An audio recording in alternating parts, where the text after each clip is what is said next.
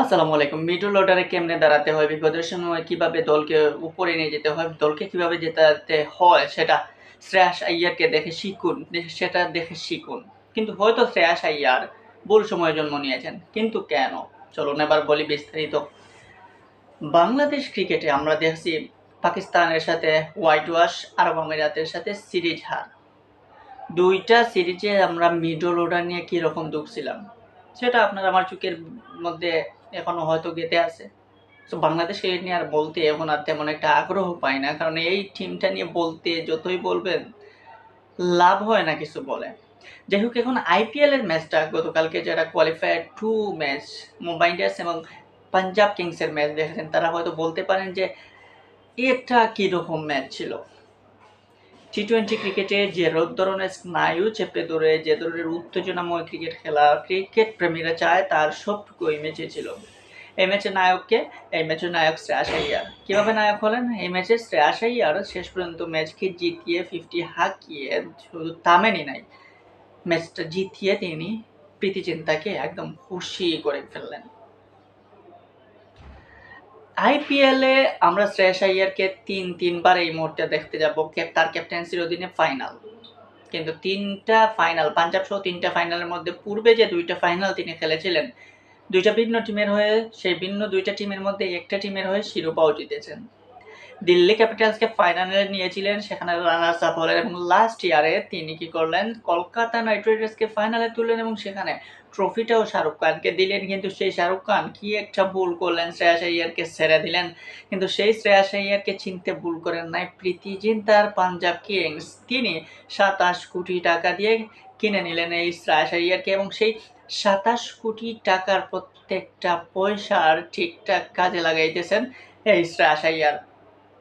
কিন্তু সেই শ্রেয়াস আইয়ার ভুল সময়ে জন্ম নিলেন ভারতীয় দলে, কারণ ভারতের এই মুহূর্তে হয়তো তিনি থাকতেন ভারতের সবার মধ্যমানে, ভারতীয়রা হয়তো শ্রেয়াস আইয়ারকে নিয়ে মাথায় তুলে নাচতো, কিন্তু পারছে না। কারণটা কি? একই সময়ে অনেক স্টার থাকার কারণে। একই সময়ে তাদের দলে যে সকল স্টাররা রয়েছে তারা কোনো অংশে কারো চেয়ে কম না। বিশেষ করে বিরাট কোহলি এবং রোহিত শর্মা ক্রিকেটীয় সকল দ্যুতি নিয়ে গেছেন তাদের দিকে। ভারতীয় ফ্যানরা এখন বিরাট কোহলি এবং রোহিত শর্মার প্রেমেই বেশি মুগ্ধ। একসময় সচিন, তারপর মহেন্দ্র সিং ধোনি, সেহবাগ, গাম্ভীর, সৌরভ গাঙ্গুলি এরা গেল, কিন্তু এখন কারা আসলো? এখন যারা আসলো তারা নিজেদেরকে মেলে ধরতে পারছে না যতক্ষণ না পর্যন্ত এই বিরাট কোহলি, রোহিত শর্মারা জাতীয় দল থেকে যাচ্ছেন। তো এই একটা ভুল সময়, এজন্যই বললাম এই সময়ে ভুল একটা সময়ে এই শ্রেয়াস আইয়াররা নিজেদেরকে চেনাচ্ছেন, কিন্তু তাদেরকে ফ্যানরা যতটা চেনার কথা, যেভাবে বিরাট কোহলি রোহিতদেরকে নিয়ে মাথায় তুলে নাচেন সেভাবে নাচতে পারতেছে না। কিন্তু সেই শ্রেয়াস আইয়ার তার আন্তর্জাতিক টি-20তেও কিন্তু খারাপ খেলেন নাই। ৫১টা টি-20তে হয়তো আশানুরূপ তেমন ভালো পারফরম্যান্স বলা যায় যে ভারতীয়রা যেভাবে চায় সেভাবে হয়তো তিনি করতে পারছেন না, কারণ তিনি সেঞ্চুরি এখনো তার ক্যারিয়ারে নাই। তো সেঞ্চুরি নাই বলে হয়তো তিনি একটু পিছিয়ে আছেন, কিন্তু মিডল অর্ডারের স্তম্ভ কিন্তু এই শ্রেয়াস আইয়ার।